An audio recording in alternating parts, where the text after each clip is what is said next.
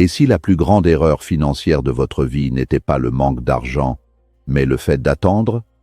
Jim Rohn disait que la plupart des gens passent leur vie à remettre la richesse à plus tard, croyant qu'il y aura un bon moment. Mais ce moment n'arrive jamais. Pendant que vous attendez, le temps passe, les opportunités disparaissent et les habitudes se renforcent. Aujourd'hui, ce message peut littéralement changer votre trajectoire financière. Restez avec moi jusqu'à la fin, car la dernière leçon est celle que presque personne n'applique, et c'est exactement pour ça qu'elle fonctionne. Leçon 1. Le temps est plus précieux que l'argent. Jim Rohn a souvent répété cette vérité fondamentale qui, bien que simple en apparence, constitue la pierre angulaire de toute réussite financière et personnelle. Le temps est la seule ressource non renouvelable dont nous disposons. Contrairement à l'argent, qui circule, se perd, se gagne, se dépense et se réinvestit, le temps ne connaît qu'une seule direction. Il s'écoule. Une fois qu'une heure est passée, elle disparaît à jamais dans les abysses de l'histoire. Vous pouvez faire faillite, perdre chaque centime que vous possédez, et grâce à la résilience et à l'intelligence, refaire fortune 10 fois plus grande. Mais vous ne pourrez jamais racheter la journée d'hier, peu importe la taille de votre chèque. L'erreur tragique que commettent la plupart des gens est de vivre avec l'illusion de l'immortalité ou d'une abondance temporelle infinie. Ils traitent le temps avec une désinvolture qu'ils n'oseraient jamais appliquer à leur compte bancaire. Si quelqu'un volait 1 000 € dans votre portefeuille, vous seriez outré et prendriez des mesures immédiates. Pourtant, nous laissons les distractions, la procrastination et l'indécision nous voler des années entières de productivité et de croissance sans sourciller. Attendre d'être prêt pour investir, pour apprendre une compétence ou pour lancer une entreprise est une forme de vol contre soi-même. Être prêt est un mythe.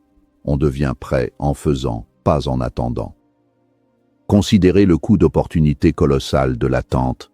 Chaque année passée à hésiter n'est pas simplement une année neutre, c'est une année de croissance composée perdue. Ce n'est pas seulement le retour sur investissement de cette année-là qui manque, mais le retour sur le retour que cette année aurait généré pendant les décennies suivantes. Jim Rohn appelait cela la tragédie du potentiel inexploité. Il expliquait que la douleur du regret pèse des tonnes, tandis que la douleur de la discipline ne pèse que quelques grammes. Gaspiller son temps en attendant le moment parfait, c'est choisir de porter les tonnes de regrets plus tard. De plus, la valeur de votre temps change avec l'âge et l'expérience, mais le temps lui-même reste constant.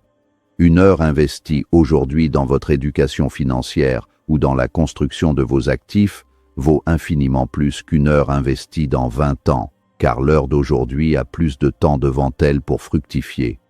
C'est pourquoi la gestion du temps est en réalité une gestion de la vie.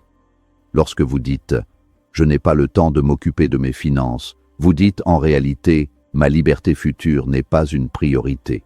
C'est un choix de valeur, pas un problème d'horloge. La richesse véritable ne se mesure pas seulement en monnaie, mais en liberté temporelle.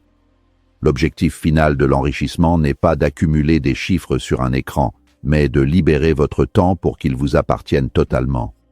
Si vous sacrifiez votre temps présent sans stratégie, simplement en attendant un miracle ou une augmentation salariale, vous restez esclave de l'échange temps contre argent. Pour briser ce cycle, il faut comprendre viscéralement que chaque minute est une graine. Vous pouvez soit la manger, la gaspiller en divertissement vide, soit la planter, l'investir dans la croissance. Le temps est le sol dans lequel pousse la fortune. En conclusion de cette première leçon, il est impératif de changer de perspective. Ne voyez plus le temps comme quelque chose qui passe, mais comme quelque chose que vous investissez. Demandez-vous chaque soir, si le temps était de l'or, ai-je fait un bon investissement aujourd'hui? Attendre d'avoir de l'argent pour gérer son temps est aussi illogique qu'attendre d'être en bonne santé pour arrêter de fumer. C'est la gestion rigoureuse du temps et des priorités qui crée l'argent, et non l'inverse.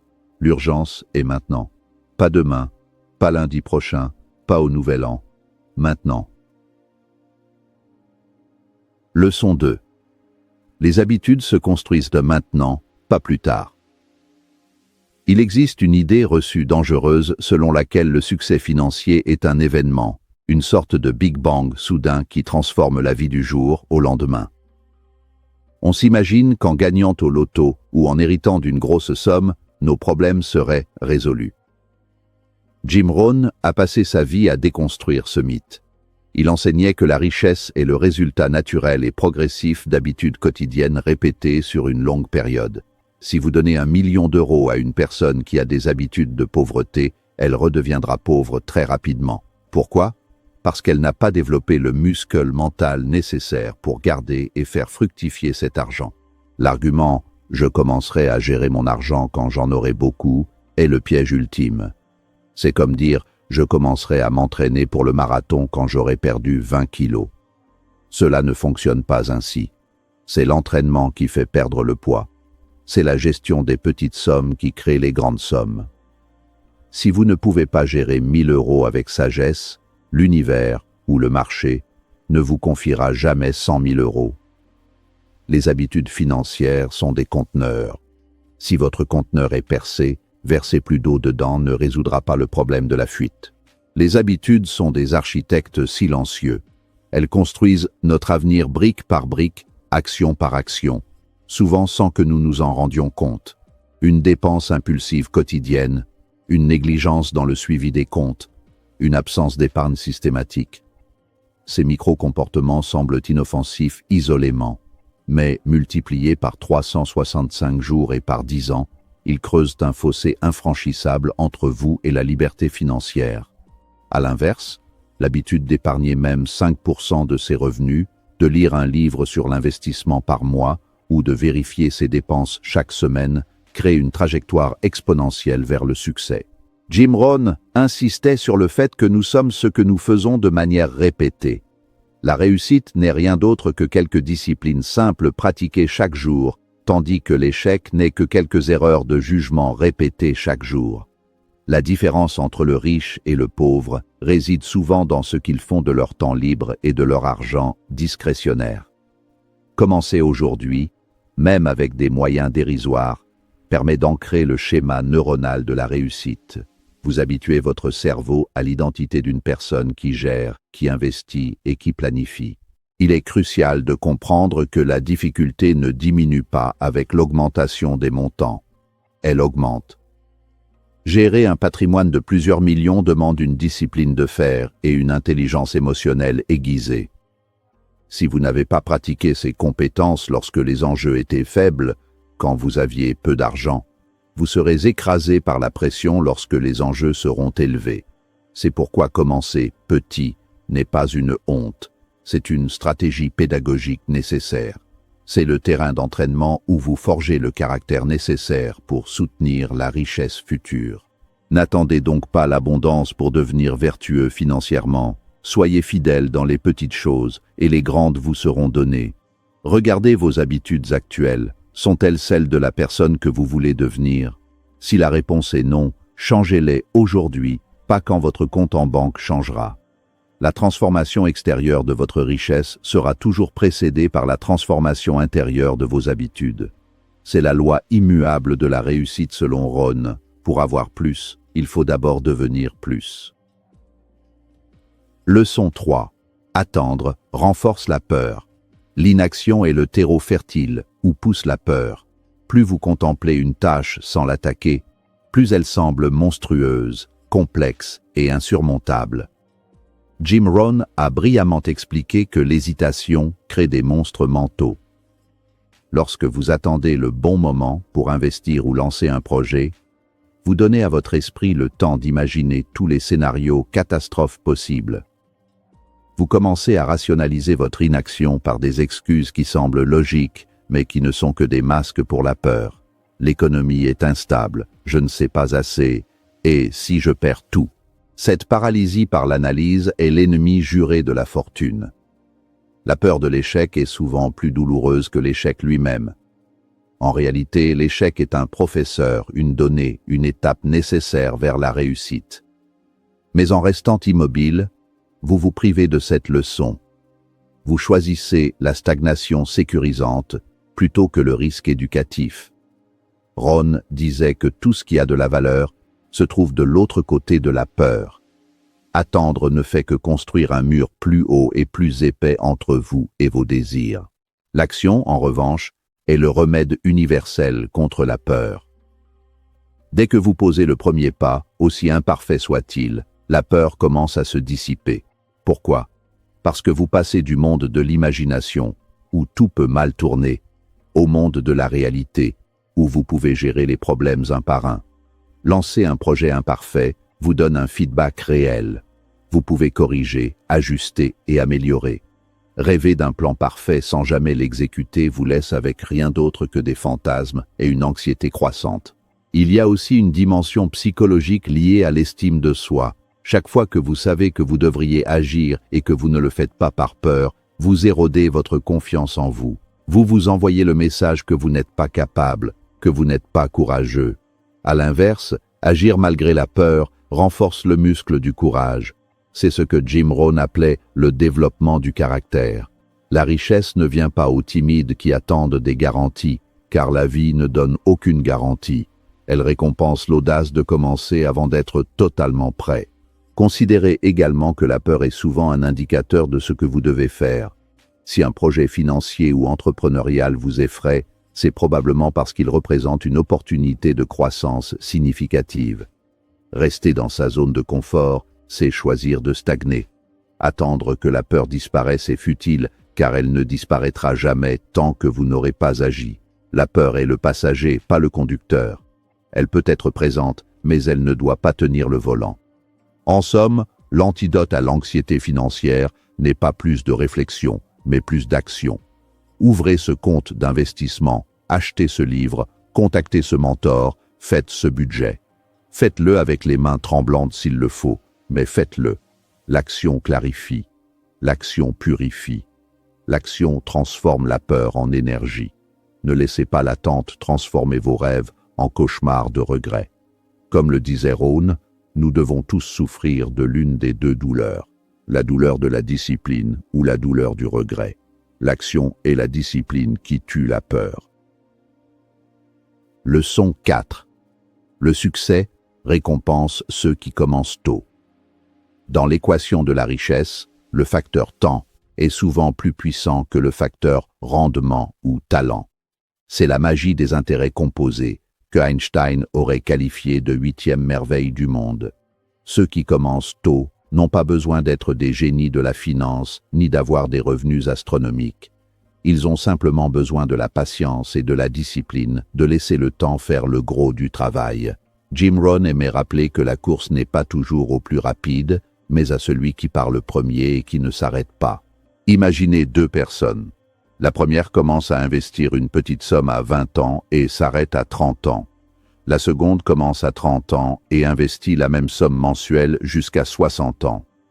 Contre toute attente intuitive, c'est souvent la première personne qui finit avec le plus gros patrimoine simplement parce que son argent a eu plus de temps pour générer des bébés, des intérêts, qui ont eux-mêmes généré d'autres bébés. C'est une loi mathématique implacable qui punit les retardataires et glorifie les précurseurs. Attendre, c'est se battre contre les mathématiques. Mais ce principe ne s'applique pas qu'à l'argent. Il s'applique à la compétence, à la réputation et au réseau. Commencer tôt à apprendre une langue, à maîtriser la négociation ou à comprendre les marchés boursiers signifie que vous bénéficiez de l'effet cumulé de la connaissance. Une petite idée apprise aujourd'hui peut se combiner avec une autre idée demain, créant une synergie intellectuelle qui vous donne un avantage concurrentiel massif 10 ans plus tard. Ceux qui hésitent se retrouvent à devoir courir 2 fois plus vite juste pour rester sur place. Jim Rohn parlait souvent de la loi des semailles et des moissons. Vous ne pouvez pas semer le lundi et récolter le mardi. Il y a un délai incompressible imposé par la nature. Ceux qui commencent tôt respectent ce délai. Ils plantent leurs graines au printemps pour récolter à l'automne. Ceux qui attendent l'été pour planter parce qu'ils voulaient être sûrs que le soleil brillerait, découvriront qu'il est trop tard. La saison est passée. La vie est cyclique, et rater le début du cycle peut signifier rater la récolte entière. De plus, commencer tôt permet de faire des erreurs quand elles sont peu coûteuses. Se tromper dans un investissement à 20 ans est une leçon. Se tromper sur tout son capital retraite à 60 ans est une tragédie. La jeunesse, ou le début d'un projet, quel que soit l'âge, offre le luxe de la récupération. En commençant tôt, vous achetez une assurance contre l'inévitable courbe d'apprentissage.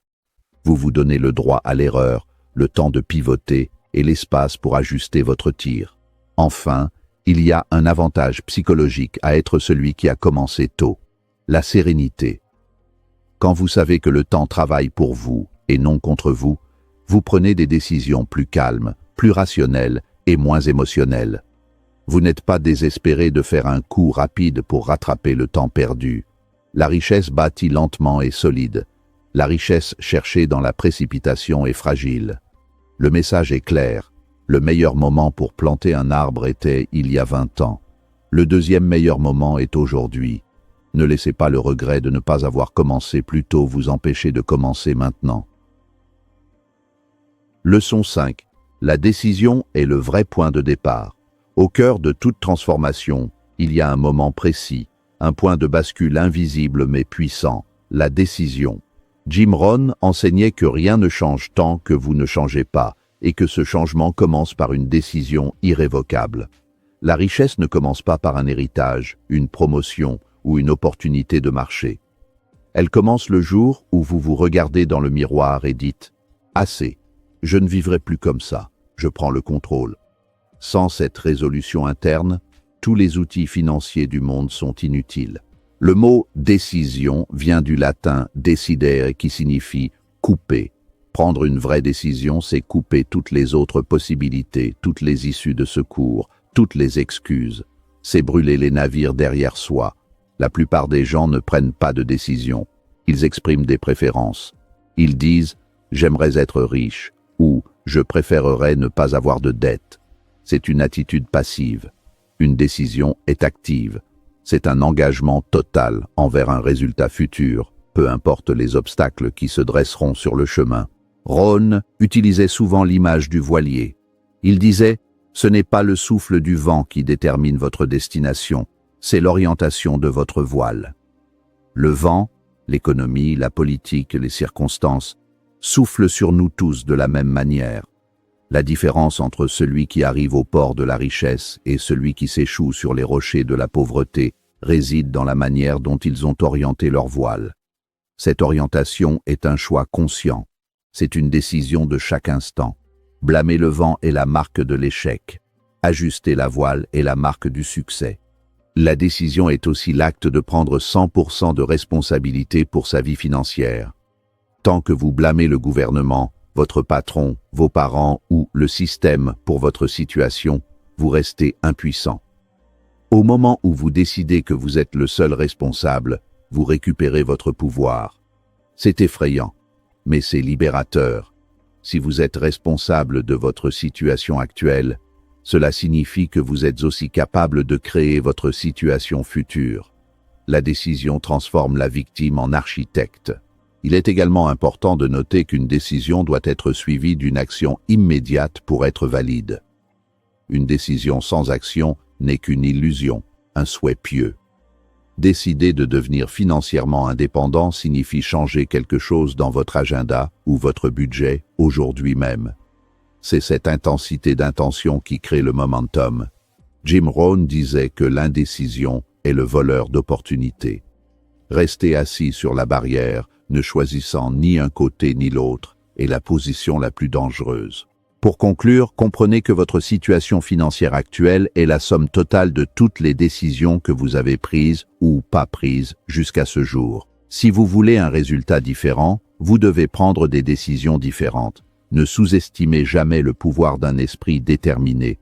Tout ce qui a été accompli de grand dans ce monde a commencé par une simple décision dans l'esprit d'une personne. Le compte en banque ne fait que refléter, avec un décalage temporel, la qualité et la fermeté de vos décisions intérieures. Décidez aujourd'hui, pas d'essayer, mais de faire. Jim Rohn nous a laissé une leçon puissante. Attendre de devenir riche est la plus grande erreur que vous puissiez faire. Commencez maintenant, avec ce que vous avez, là où vous êtes. Si ce message vous a parlé, appliquez au moins une de ces leçons dès aujourd'hui. Et souvenez-vous, dans quelques années, vous regretterez bien plus de ne pas avoir agi que d'avoir essayé.